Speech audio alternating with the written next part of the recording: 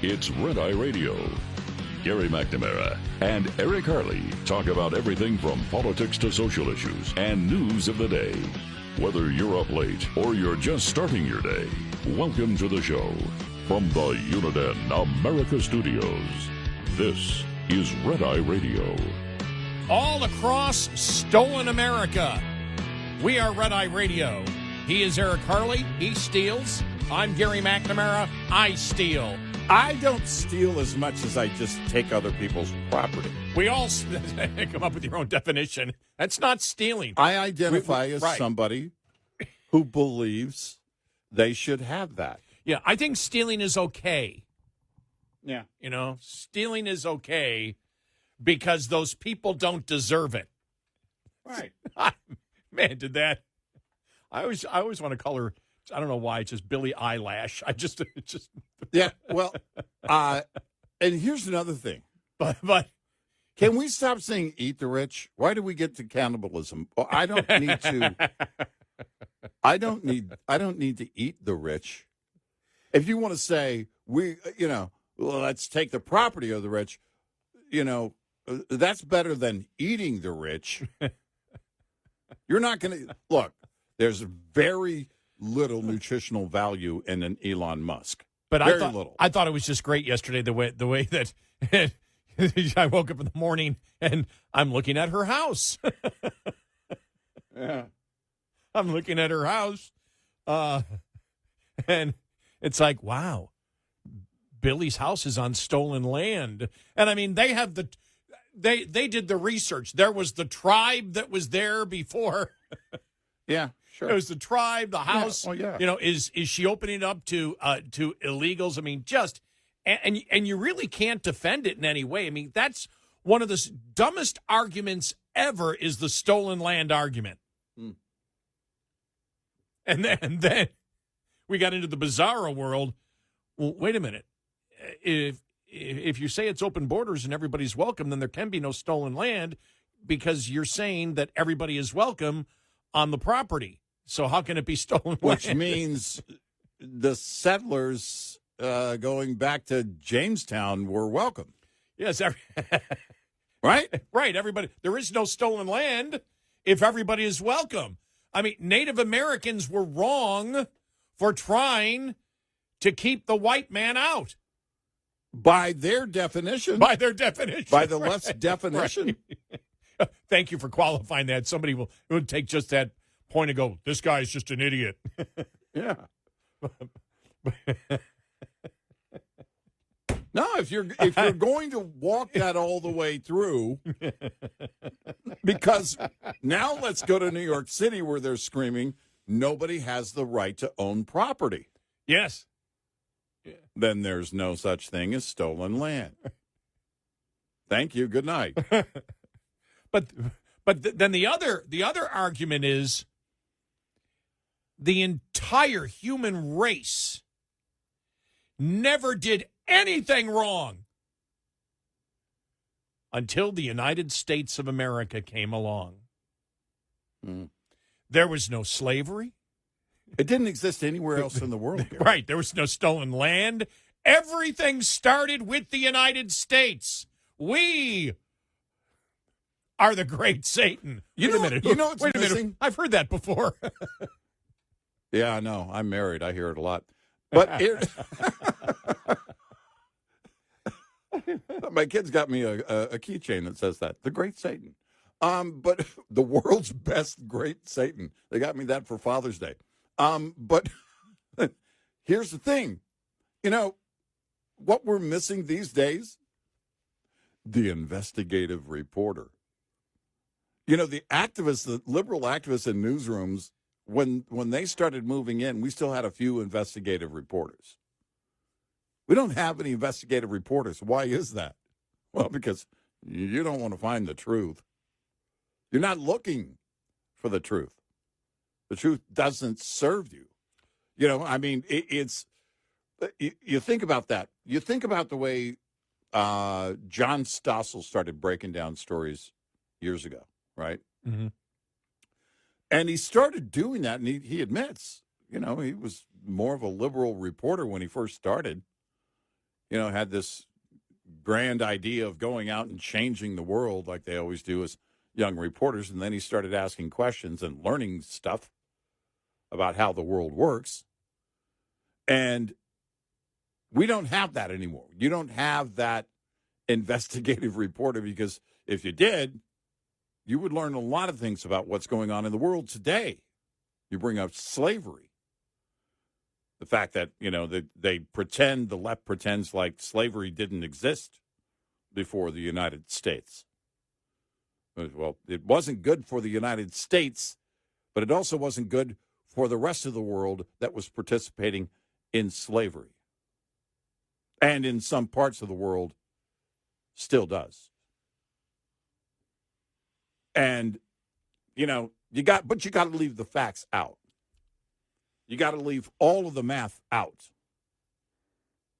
It's mind-boggling how they get dressed every day, because I don't know who's helping them. I really don't.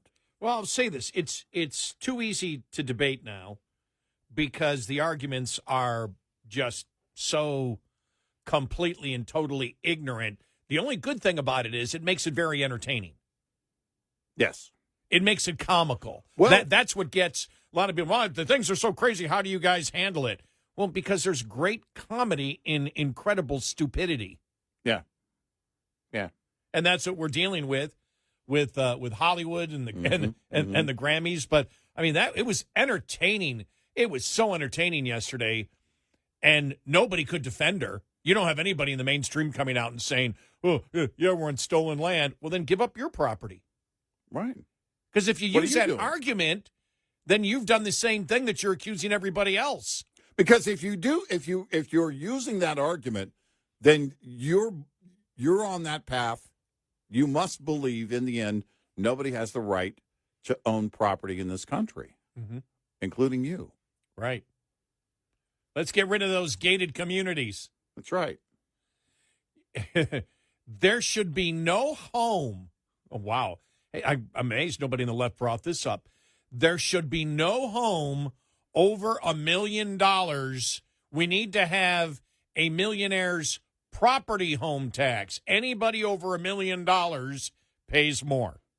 I'll add in, we should limit the square footage. 1,000. Well, if you do, you have to pay the property tax on it. Mm-hmm. They're not going to. Come on, Eric. Have you been paying attention? What's going on in? I can't even get this out in the world. Yes, they want to regulate you, but if they can get your money and a ton of it from you, they'll give you a little leeway as long as you pay more for your freedom. Well, that's why they want to go to 100% income tax.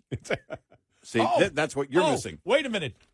And 1,000 square feet. See, you limit it to 1,000 square feet because that way you don't occupy as much stolen land. Well, you do both. If it's 1,000 square feet, you still throw the 10% extra property tax on it. No, because eventually it's not your land. Here's the thing, that it goes, it's got to go full circle to the where they're going to meet the liberals in New York City and be on that path of nobody has the right to own any land.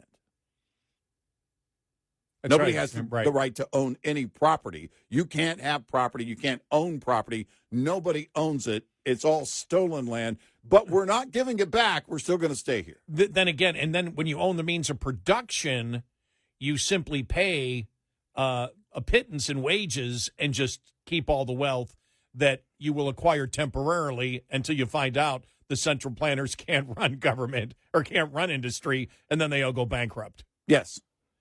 But maybe just think about this story here. It's Super Bowl week, right? Oh, is it? Is that this weekend? Super Bowl week. All right. I love this story from John Solomon. Whether or not the Seattle Seahawks are sold after the Super Bowl remains to be seen, but the timing of such speculation comes shortly after the details of an income-based jock tax on professional athletes in Washington State went public. A proposed 9.9% millionaire's income tax being worked on by the majority party Democrats in Washington State if enacted, would include a component that would force high-earning visiting athletes and performers to pay income tax on earnings generated during their time in the state.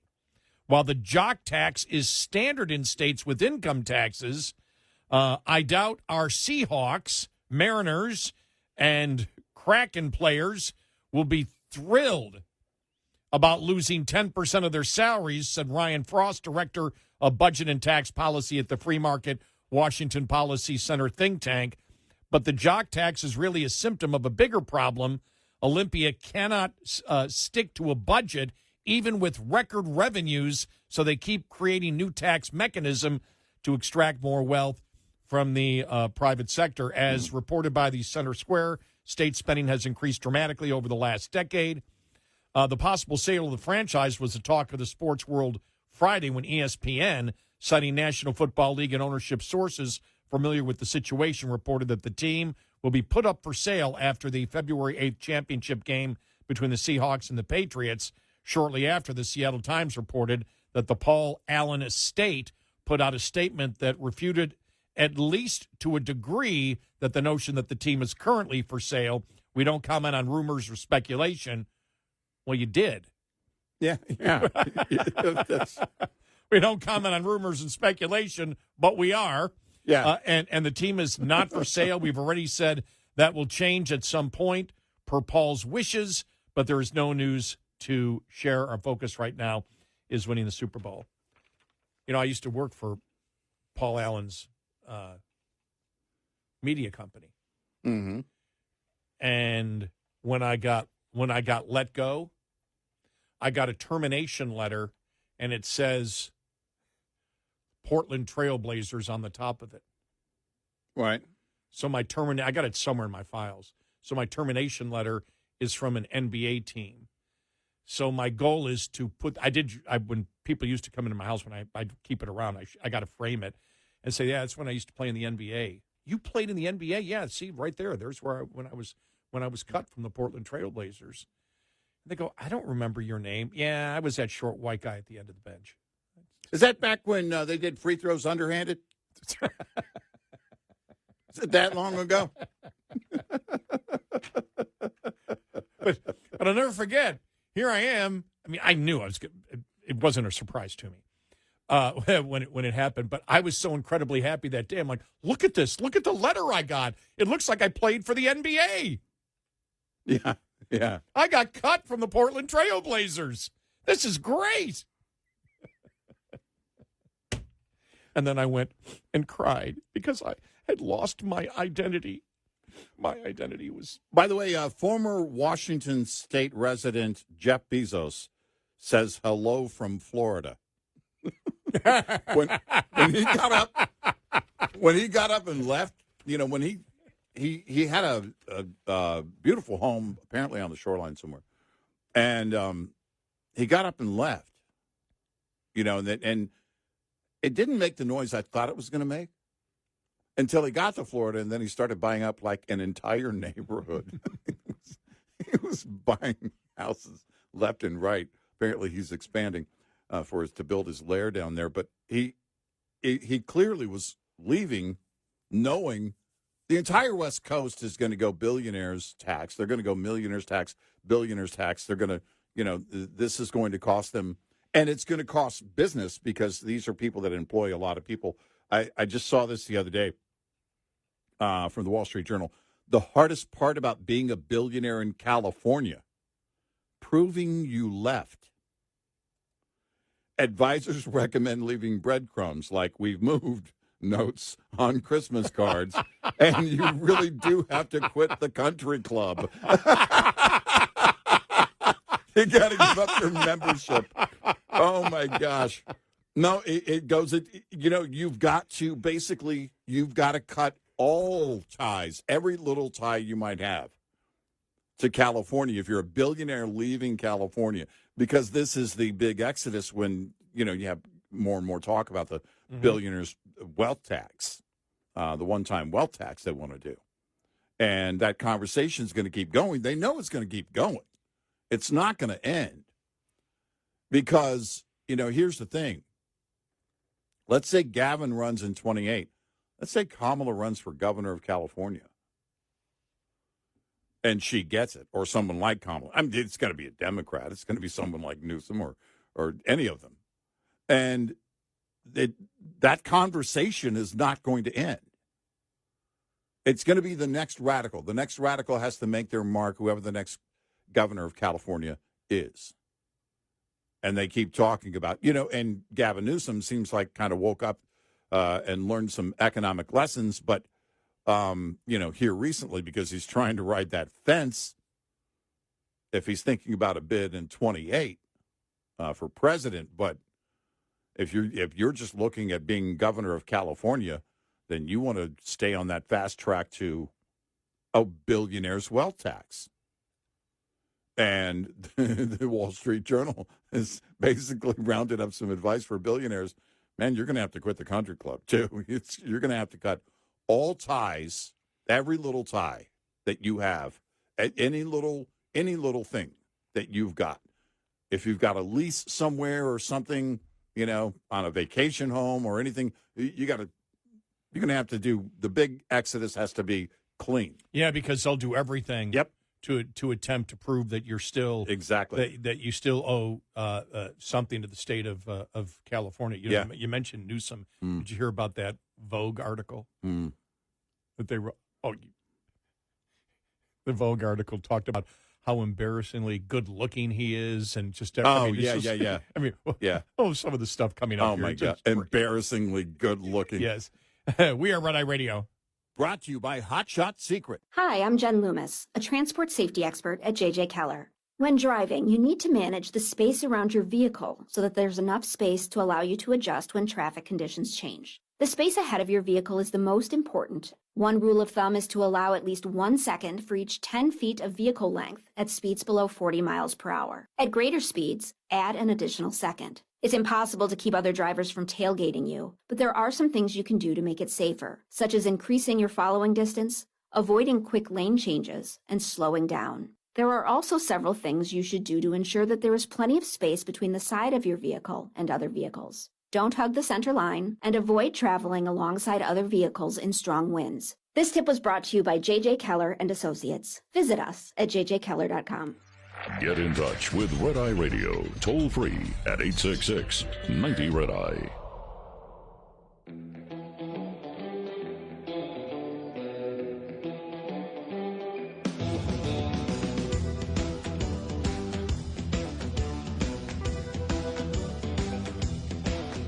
We are Red Eye Radio. He's Eric Harley, and I'm Gary McNamara. Just saw this, one of the former, because they had really three singers. One of the singers of Three Dog Night. That'd be the second one now, because Corey Wells died, I think, a few years ago. Chuck Negron died. And you and I were talking about it. It's like, we're amazed he lasted this long. He was a major heroin addict. Yeah, with everything that he went through battling with drugs over the years, he passed away yesterday at the age of 83. Wow. To have lived to 83 is pretty amazing in and of itself. At one point, it was so bad, he was just selling anything and everything to buy drugs. And, the talent in that band. Yeah. I remember in San Antonio, a buddy of mine, Billy, lived a couple houses down and loved Three Dog Night. Just loved Three Dog Night. And really got me for the first time to sit down. I mean, I heard it on the radio. I was a kid. But he got me to sit down and listen to it. And it was like my first real appreciation for talented vocals and musicianship. It was outstanding.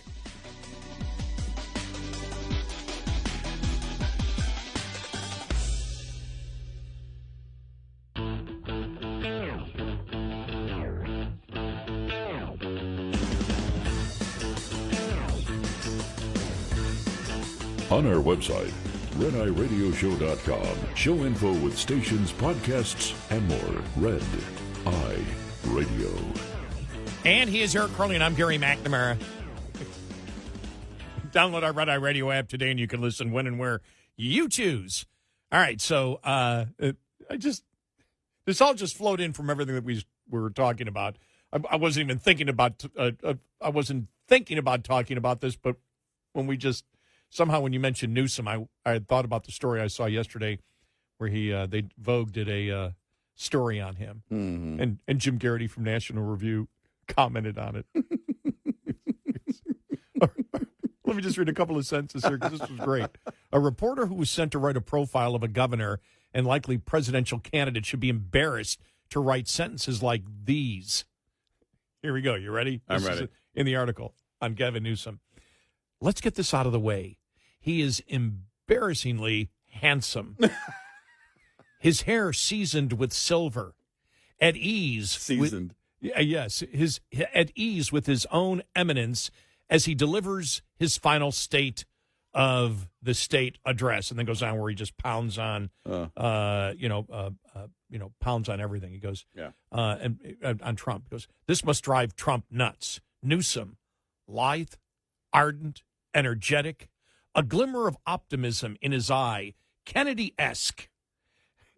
Add to that his stunning wife and 4 adorable kids, and the executive strut of a self-made millionaire who has spent the past 7 years at the helm of a state, big, complex, and rich enough to be a nation of its own. And then Jim Garrity writes, wait, it gets worse.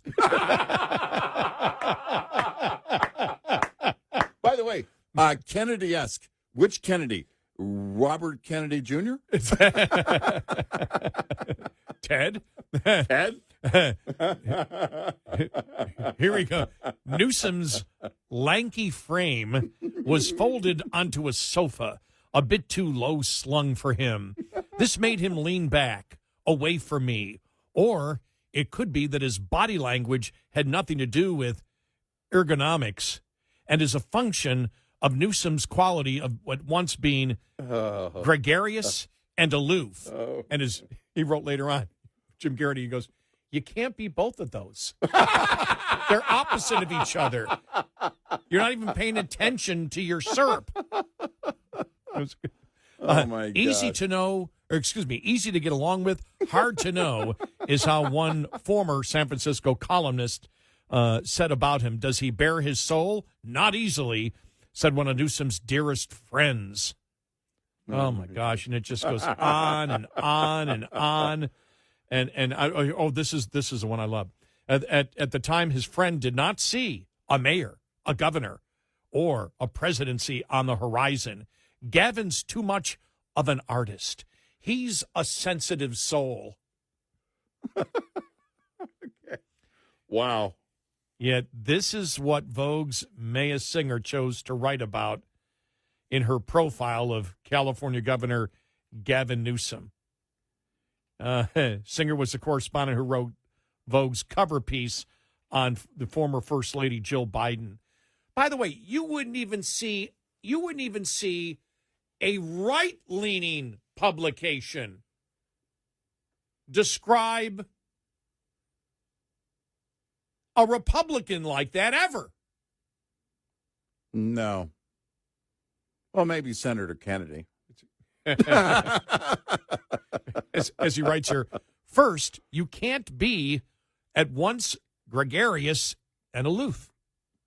Gregarious means to enjoy the company of others. Yeah. Aloof means removed or distanced, either physically or emotionally. Right. You can be one or the other at different times, but you can't exhibit both qualities simultaneously.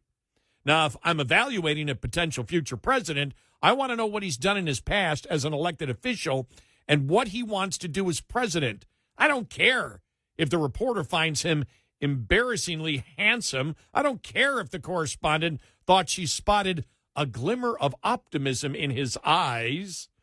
I don't care how he sits in a chair. He's not running to be captain of the Starfleet Enterprise.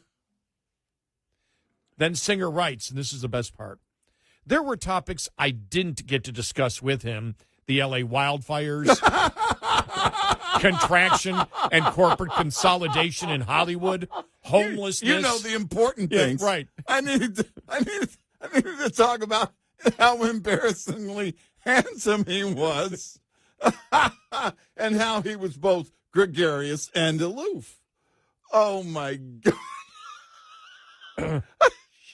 She starts with, the first thing she starts with, that she didn't get time to discuss with. Why? You were busy drooling? Oh, What? seriously, you're dealing. I mean, I'm sure there's political activism on her part, because no reporter worth their salt would ever do that. But there's also a teenage girl childish. No, it is. I was about it. to say this is a 13-year-old girl Yeah. who is right now she's probably searching for a poster of Gavin Newsom to put on her wall. That's so horrible.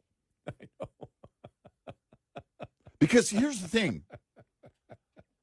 If you were to get a 13-year-old girl to interview Gavin Newsom, let's say somebody who's just completely disconnected, doesn't even live in California, disconnected from politics altogether, to sit down, okay, this is the governor of California. His name is Gavin Newsom. Maybe you've seen him on TV. We're going to give you a chance for your school newspaper or whatever to interview him. You would probably get some very important questions. You know, the first would be the basics of, what's it like to be the governor? And California is a pretty big state.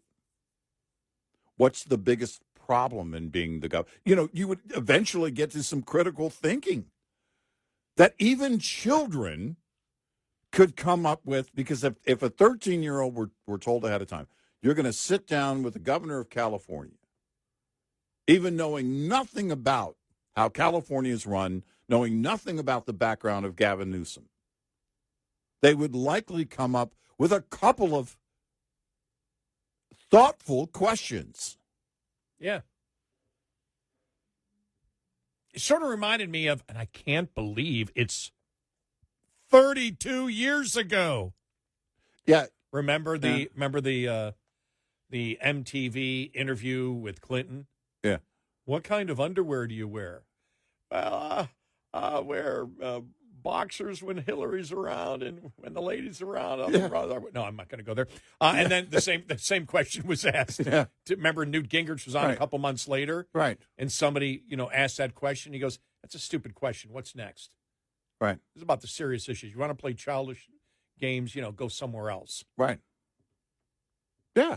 It's like, whoa. I really asked a great question. What kind of underwear are you wearing? Well, I can imagine Vogue sitting down with me. Eric's chin was seasoned with another chin, and yet a third chin. He was both aloof and very aloof. He quite often answered with "yeah." No, it would be like we in interviewing Eric, who's got the facial features absolutely dead on of Hitler. Well, Right. Well, like, no, if it was a conservative, yeah. You know who else? He had 3 days growth. You know who else wore facial hair? Hitler.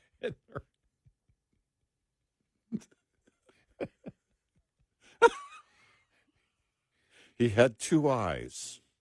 You know who else had 2 eyes? Hitler. I was almost afraid to be in the same room with Mr. Harley. I mean, this is so bad. Where's the editor going? Okay, you need to go up. You need to go home and sober up, and then come back and rewrite this. Because this just sounds like you went to a bar with your girlfriends and you're just slobbering all over each other with these compliments. His hair's seasoned with gray. Probably 3 cocktails would get you there. If you're lightweight, but yeah. Well, no, I'm assuming 130 pounds. All right. Well, I 0.06 in your blood system. You're not drunk, but you're. Well, here's the thing. You're practicing. We're probably giving the singer way too much room here because I'm guessing she's completely sober when she wrote this. That's the scarier part. I was saying infatuation, intoxication. I couldn't even get it out. I started laughing too hard. Yeah. She's embarrassingly sober when she wrote this. I'm guessing. Well, it's beyond activism. What you see here is Miss Singer and Vogue, because they published this. Mm-hmm. Setting up again the rock star thing. Yep, that's where it's going. The adoration. Embarrassingly handsome. Well, that's what caught me immediately was the fact that we said this a long time ago. Yeah. That Democrats aren't changing at all. Right. They're not the far left. They're going to continue. You saw what happened in Virginia. It's what's going to they hope to happen. They hope their goal is for it to happen in Texas too. Yeah. After the state Senate seat the other day on Saturday. That's what they're hoping. Right. We can, because they sit there, they look, and they go, the average independent is out there. They don't care about anything, as we said yesterday. They don't care about Venezuela. They don't care about Iran. They don't care about the Kennedy Trump Center. They don't care about anything except prices. Mm-hmm. And what's the government going to do for me? Mm-hmm. That's what they care about. And so Democrats are going to play off that, knowing that the person who is in power, his party is the one that gets blamed. We saw that in 2024. Mm-hmm. You're in power, prices are high, you get blamed. You can throw out everything is great. It doesn't matter to these people. And all of a sudden, we're willing to vote for the next people, even though we've seen exactly what they've done in Virginia, which is as soon as they took over, they put in the legislation's up there for so many taxes that will hit the poor and the middle class. Well, we can go next door to West Virginia. Years ago, after Obama promised to bankrupt the coal industry, the West Virginia Coal Miners Association endorsed him. Yeah. I mean, this is what we talk about when we say, look, there's, there can be momentum in one direction or the other, and then there can be momentum you can't see. One thing that is always clear is the economy. One thing that is always clear is what's going on with people's bank accounts. And if you're not in tune with that, you're not in tune. By the way, another line would be, Mr. Harley was embarrassingly embarrassing. I like that one. We are Red Eye Radio. Coming up, more with Gary McNamara and Eric Harley.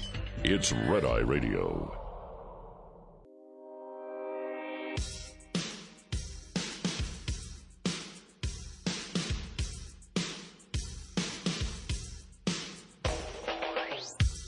We are Red Eye Radio. He's Eric Harley, and I'm Gary McNamara.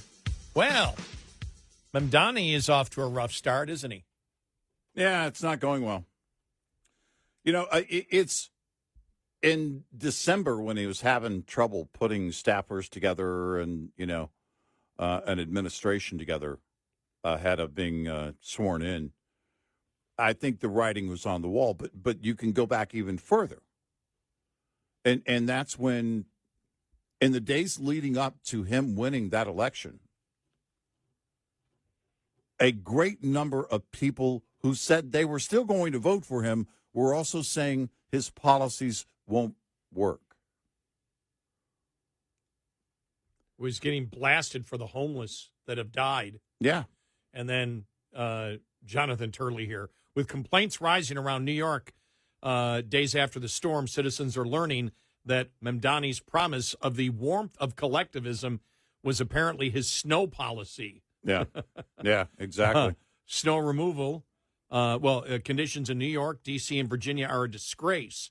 What is missing is any expectation of better government performance. Growing up in Chicago, under the Daley machine, voters accepted graft and patronage. There was only one unbreakable rule: you had to clear the snow, And you got to clear the trash. Yeah, the trash is exactly. building The trash up is after building up. But at the governor's mansion, it was perfectly clean. He got backlash over that over the weekend. The mayor's mansion or the governor's? I'm sorry, the mayor's mansion. I already promoted him to governor. He's not governor yet. Is he controlling Albany now, too? Well, yes. Top of the Hour News is brought to you by House Products. Visit houseproducts.com. This is Red Eye Radio on Westwood One.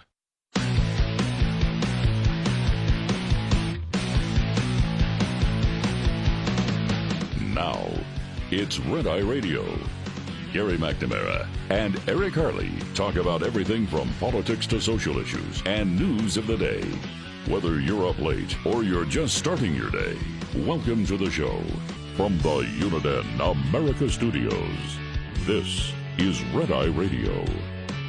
All across America, we are Red Eye Radio. He is Eric Harley, and I'm Gary McNamara. Welcome and good morning. Thank you for being here. Thank you. Here we go. Yeah. Well, you saw some of the analysis. In fact, it was a Republican analysis of the district in Tarrant County, Texas. Yeah. That Trump won by what was it? 17. He won by 14 points. 14, and then she won, and then he won by 17. The Democrat. Right. So 31-point swing, and the Republican analysis of it was independence. Right. And we've said this many times before, and it really. Maybe I've just been doing this too long. I mean, it seems like it's something that I've repeated over and over again. The Republican Party should always be a conservative party that when it gets into power should promote conservative ideology, and then conservative ideology, since it works, is very, very easy to explain to people because the goal is to be conservative and convince independents it's the right way to go. That's it. Yeah. You win. The Republican Party and this administration, this term, have not been successful in doing it for the last year. And that's as we said yesterday, when you talk about independence, you can talk about all the foreign policy stuff. I go back to when, and it's something that you recognized after 2016, when they went to Harlem and said, why do you think Trump won? And they said, because Hillary's talking about stuff that doesn't matter to us at all, and Trump's talking about things that affect us. Yeah. And that was really the border and the economy.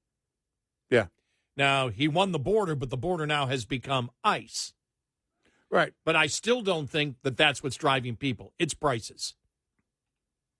Yeah, I think so. I think especially if you look at District 9 in Texas, look, we're a border state. We've seen what it takes for enforcement, to do their job when it comes to enforcing the border. The stories are everywhere. You're very much used to seeing that kind of, maybe not the protester part of it, but which is where, Jasmine Crockett and her Senate bid ads, it's all about, impeach Noam and do away with ICE and all of that. But in Texas, we understand that there's a job to do, and we also understand where the agitators come in and who's responsible and who isn't. And so it comes down to what people are doing, what people are going through on a daily basis. And there's no arguing with their pocketbook. There's no arguing with their wallet, their bank account. There just isn't.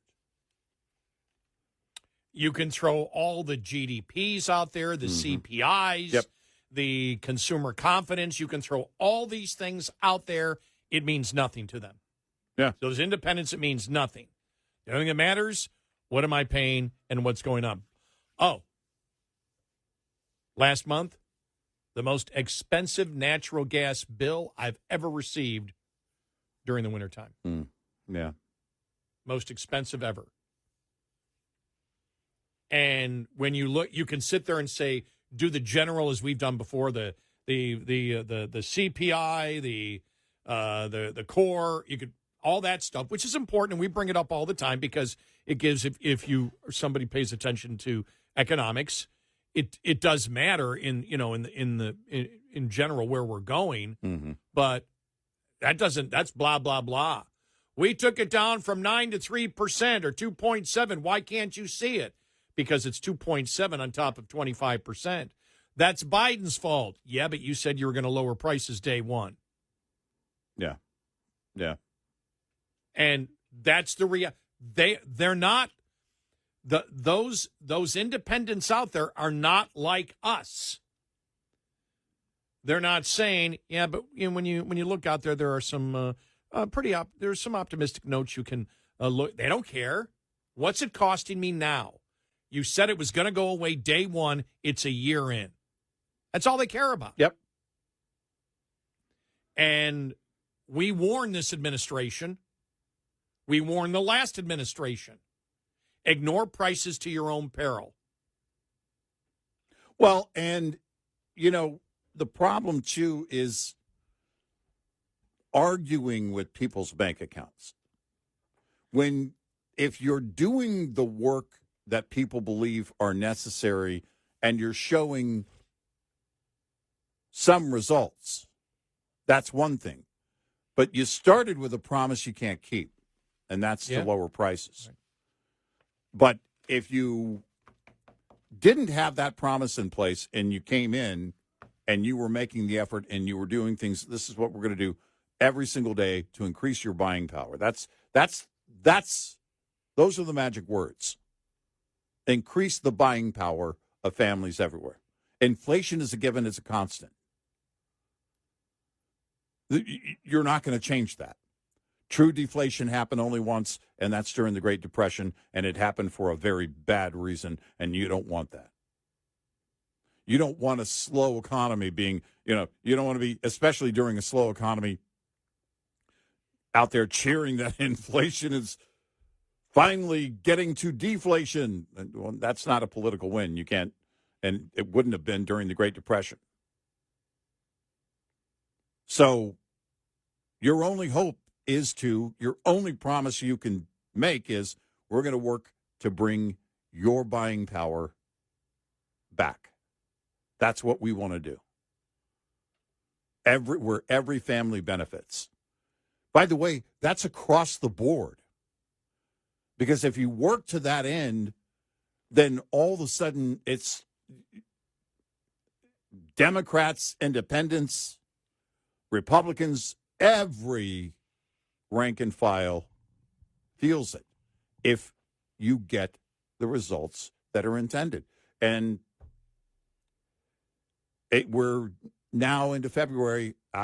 We get to November for the elections, and I don't know what you do to put it in place now to make it work. I don't have confidence there's anything that you can make work at this point that would get you the results in time. Well, and even if the president decided to get rid of tariffs, which he isn't going to, the Wall Street Journal editorial he wrote the other day was pure BS. Sorry, folks, it's pure BS. He said, for example, that because of the tariffs, the trade deficit, we've slashed our monthly trade deficit by an astonishing 77%.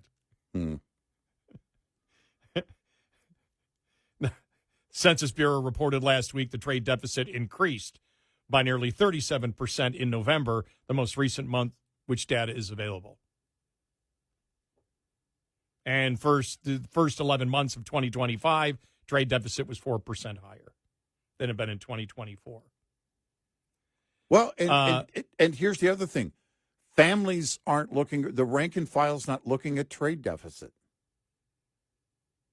They won't even tell. They can't even tell you what right, but, the trade but deficit my, means. my point is he's saying the economy is better than ever. Well, no, and no. using these as an example. I'm adding to your point because if you're going to make a false point, you're making a false point on something that nobody cares about. That's the whole point. You can't, because you're not going to get the win even if it were true. How is it resounding if it doesn't show up in the bank accounts of the American people? It's not. It doesn't resonate. And, you know, everything right now on the budget and then the health care bill, you know, they were talking last week. All right, here's what we got on the budget. And it looks like we've got a deal, you know, to keep most of the government open. And, all right, it's a bipartisan effort and blah, blah, blah, blah, blah, blah, blah. And meanwhile, there was talk on the health care thing, and they were saying, well, the health care thing's not going to get done until, and you had a number of Democrats and some Republicans. We're not even touching that until we get the spending thing completely remedied and out of the way. And then, you know, that's going to hit some road bumps between now and then. And then who knows where healthcare goes.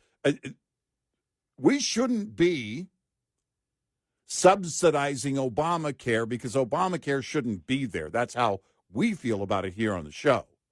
But politically, you're in it. And now you own part of it because you moved everybody's cheese on that, which means it's your responsibility now.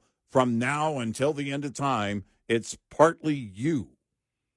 If you didn't abolish it and get rid of it when you could have, then it's never going to happen, which means now you've got to feed that monster over and over again, likely till the end of time. And then Trump used the Harvard Business study on tariffs and said that foreign producers and middlemen are paying at least 80% of the tariff costs. Well, who are the middlemen, by the way? The middlemen are American companies.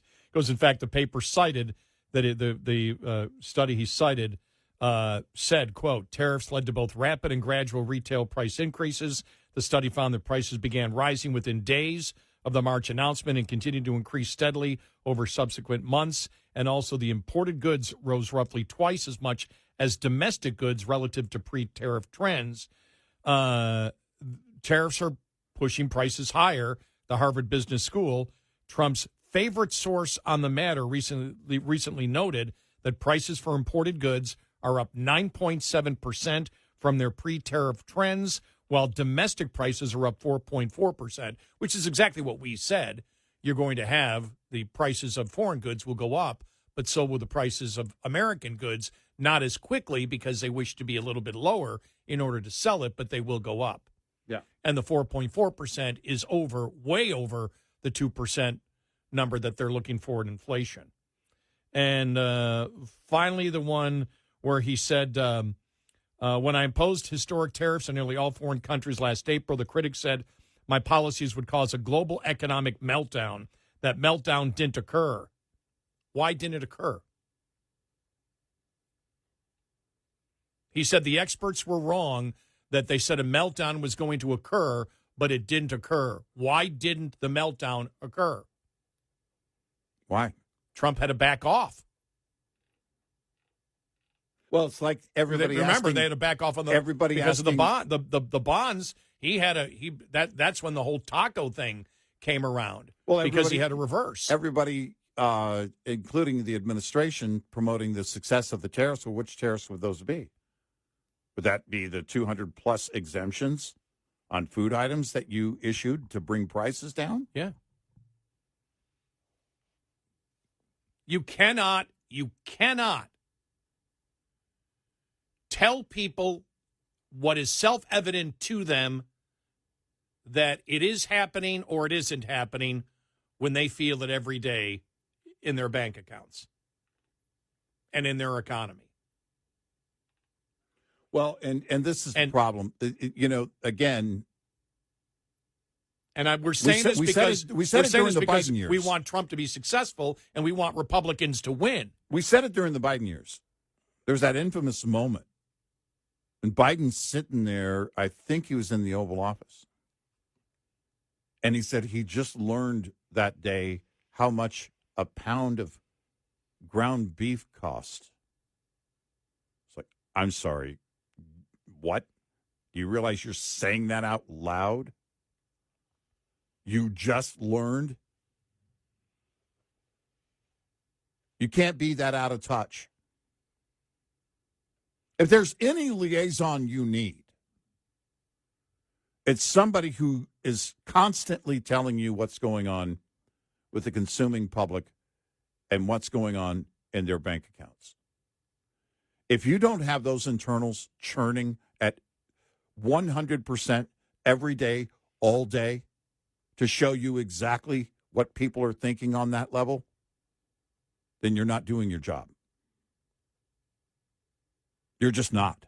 Yeah, the economy didn't crash; it didn't melt down because he backed off on the tariffs. Yep, and you can't argue over and over again with this or that or trade deficit this or trade deficit. None of that matters. None of it matters. The only thing that matters is the deficit in their bank account. Yep. Thanks. Some of the numbers I got from some of the research done by Reason Magazine that I just used there. So yeah, they're a libertarian magazine, right? Which means they want a lot less government interference into your life. Exactly. We are Red Eye Radio. This morning's USDA Farm Report is brought to you by House Products. Tested, trusted, guaranteed since 1920. No surprise about Punxsutawney Phil's Groundhog Day forecast. 6 more weeks of winter. That is probably not what a lot of folks in the Midwest or the East want to hear. We are in the midst of a brutal cold outbreak across eastern United States. And USDA meteorologist Brad Rippey points out Phil's prognostication matches up with National Weather Service long-range projections of below normal temperatures to be likely through the remainder of February in parts of the country, notably the Midwest and the Northeast. That extends into the Mid-Atlantic as well. With potential of continued ag impacts from the freezing cold, primarily on southern crops. Yet the western half of the U.S. has been mild and dry this winter, a trend expected to continue into March. It has been spring coming early, not a good situation for snowpack or for some of the things that we need to get that summer water supply. I'm Rod Bain reporting for the U.S. Department of Agriculture in Washington, D.C. This report brought to you by Cenex Fuels and Lubes. We'll be right back with more Red Eye Radio with Eric Harley and Gary McNamara.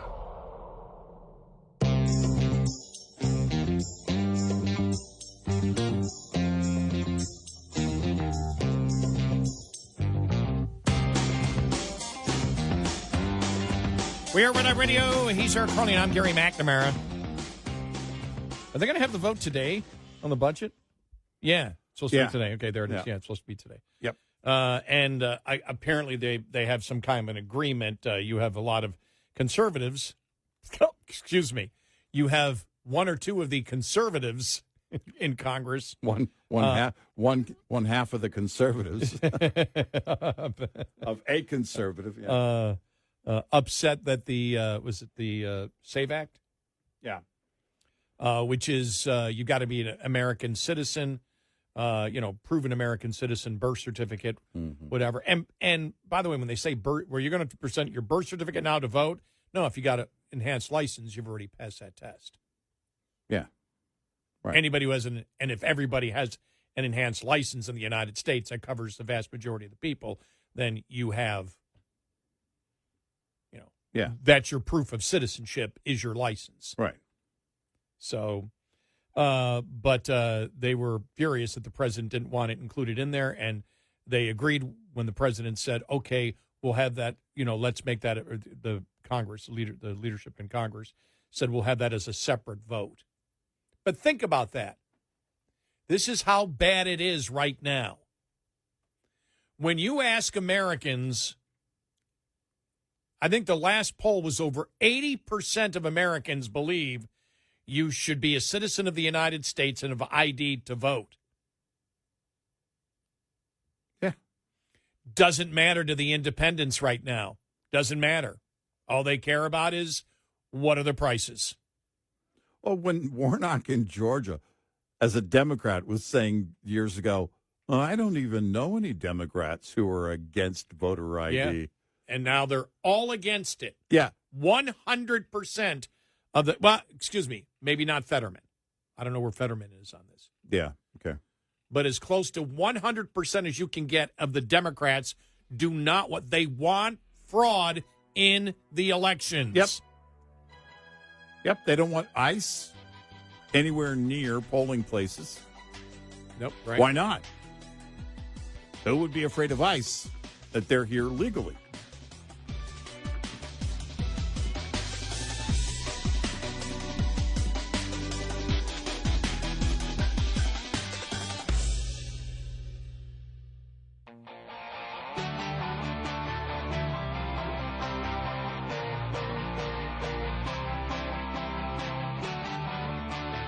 You're listening to Red Eye Radio from the Uniden America Studios.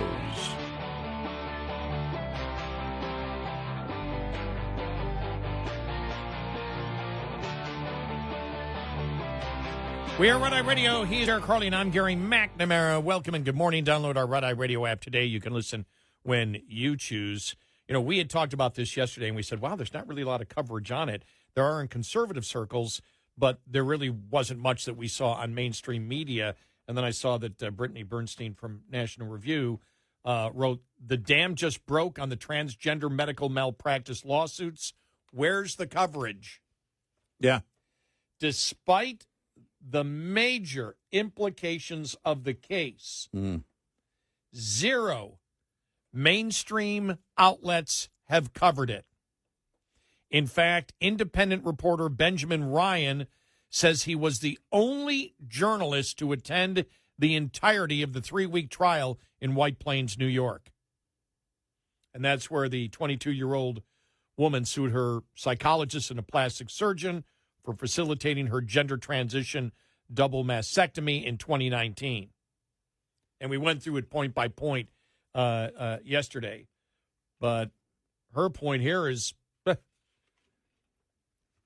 really be interesting to see. I got to see what Newsbusters probably looked at this. Yeah, I was actually looking on Monday during the day myself. I thought, I'm curious to see who's going to cover it. I didn't see anything. Here it is. The verdict has only been covered by right publications and independent media, including the Daily Wire, the Daily Caller, the New York Post, the Free Press, Fox News, and a handful of other outlets. But the New York Times, Washington Post, CBS, NBC, nothing.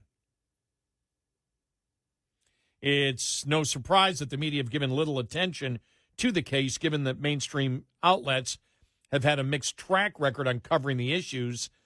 In 2023, the New York Times published a poorly evidenced article titled "How a Few Stories of Regret Fuel the Push to Restrict Gender Transition Care." The article relied on biased experts and organizations to claim that concerns over gender transition procedures for minors are overblown. We said this years ago. This is going to start changing when lawsuits start happening, which will start with the minors and may even eventually go to adults, because this case, from what I can see, would apply to somebody who was an adult. Yeah. Because what they said is, I don't believe I had gender dysphoria. They said I did. Yeah. And they convinced me to do this. Right. And so the mother was saying they convinced me to do it. So I did it, but I was torn between it. But they said, no, it's the only right reason to go because, hey, if you don't, she might commit suicide. And so that would apply to this. This wasn't targeting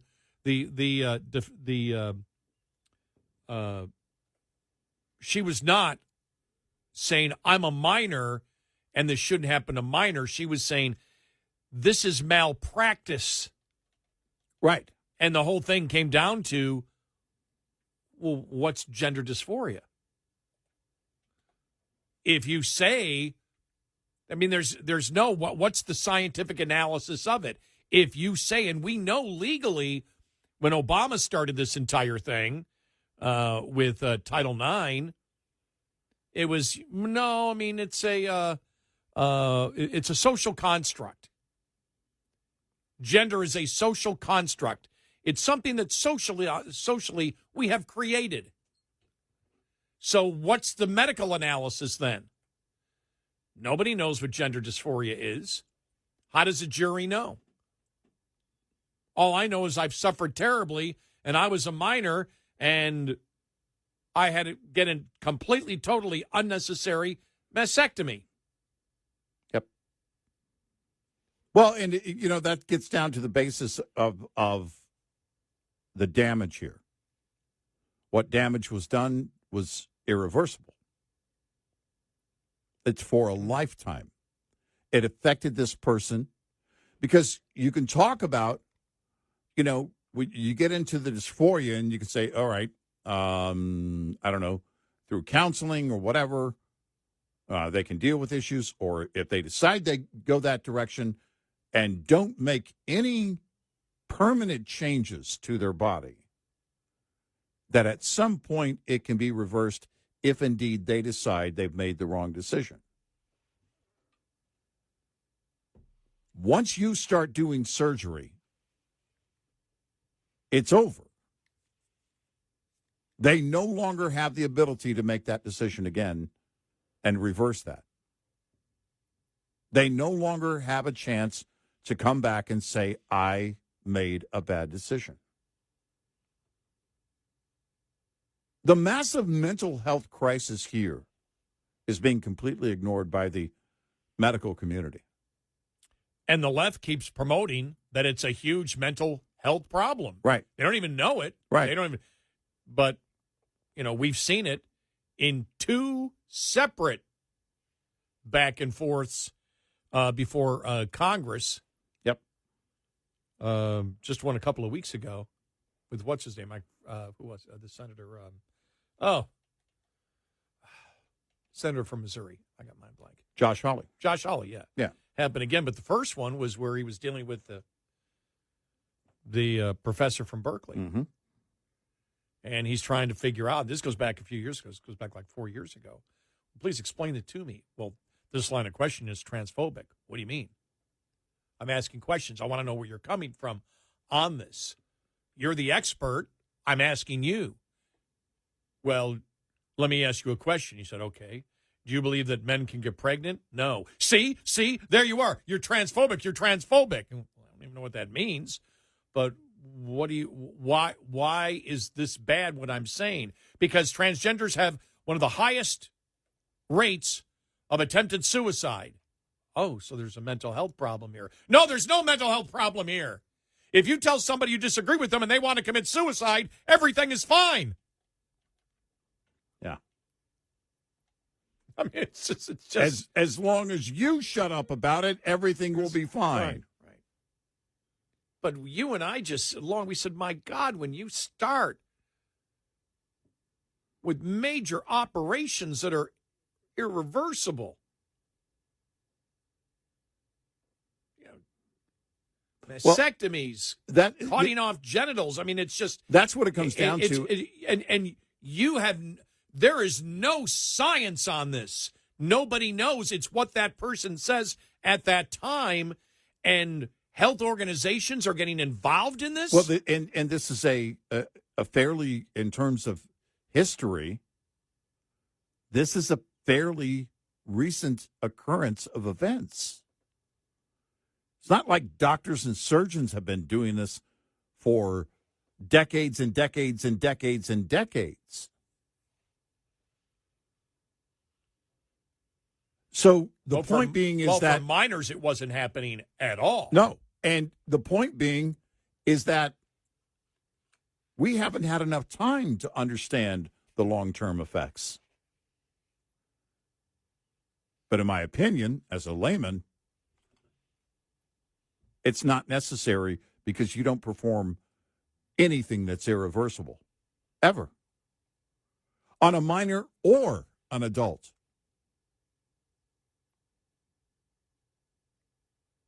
You just don't. And yet they keep doing it. This is the case that will kick open the rest of them. Mm-hmm. Yep. And at some point, even the liberal activists in newsrooms won't be able to ignore it. Well, when you see it, because the legal thing came down to, well, they said I had gender dysphoria. Well, obviously I didn't because I've changed my mind. Yeah. You win the lawsuit. Yeah. Yep. You said they had gender dysphoria, so it reverses itself? Right. Well, if it reverses itself, then you're doing something that's permanent. Right. You don't know whether this person is going to be reversed. Right. And you're doing completely unnecessary surgery on them. Right. And we just said forget about the insanity from Democrats and everything else. Just look at if you're a lawyer looking at this, if you're a lawyer for the hospital, if you're the insurance companies for the hospitals, how did this ever get even this far? Well, no, I mean, who's looking for malpractice? Think suits? about necessary surgeries, medically necessary surgeries. Think about everything that you have to go through if you've ever had minor surgery.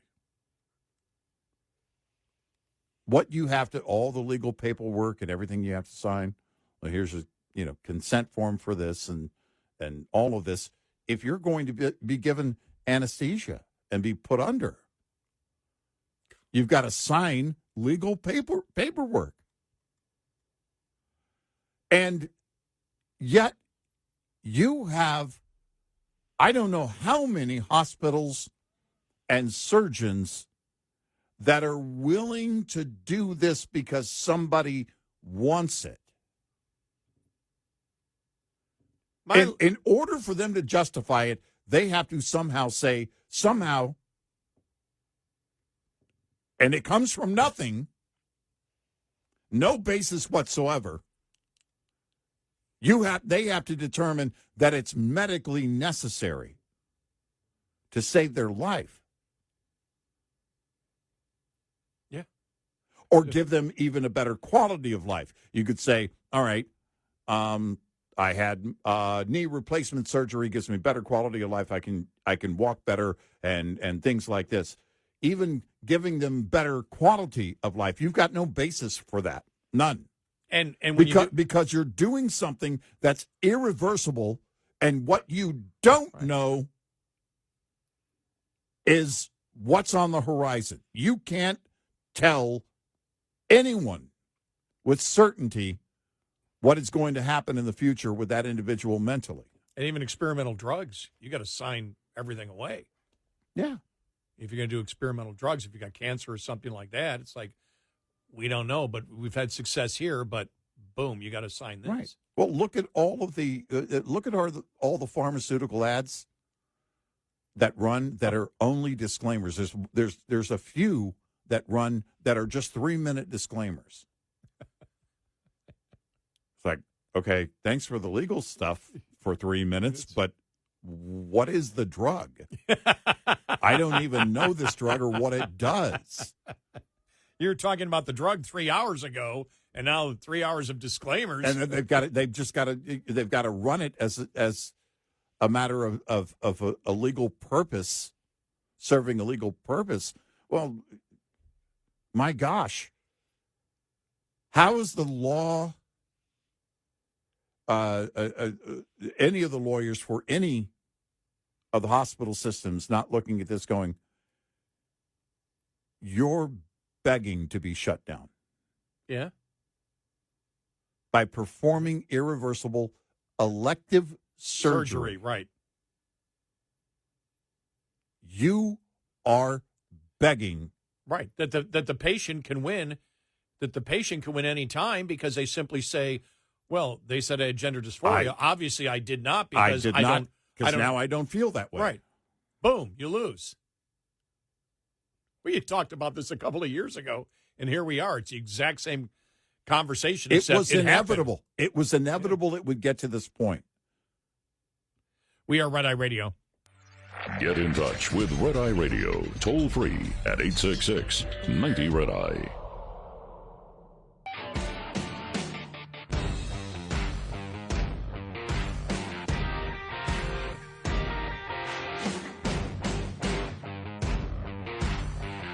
We are Red Eye Radio. He's Eric Harley, and I'm Gary McNamara. All right, we have a Senator John Kennedy audio cut of the day. Okay. All right, you ready? Sure. He I'm was ready. on with Sean Hannity talking about Tim Walz. Okay. All right. Here. Sean, number one, Governor Tim Walz. Whatever he says, believe the opposite.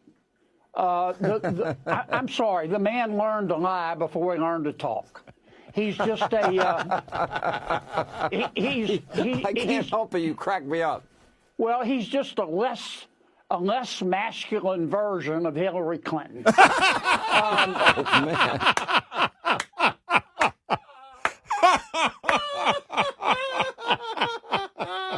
Oh, it's funny because it's true. Oh my gosh! Oh my gosh, that's greatness. And I don't know if it would be as funny if he didn't have his Southern accent. It adds. I don't know what it adds to it, but it adds. I'm hoping he lives a very long life because I'm hoping if there's any point where he stops public service, that he goes on the road as a stand-up comedian. I'll go to his shows anytime.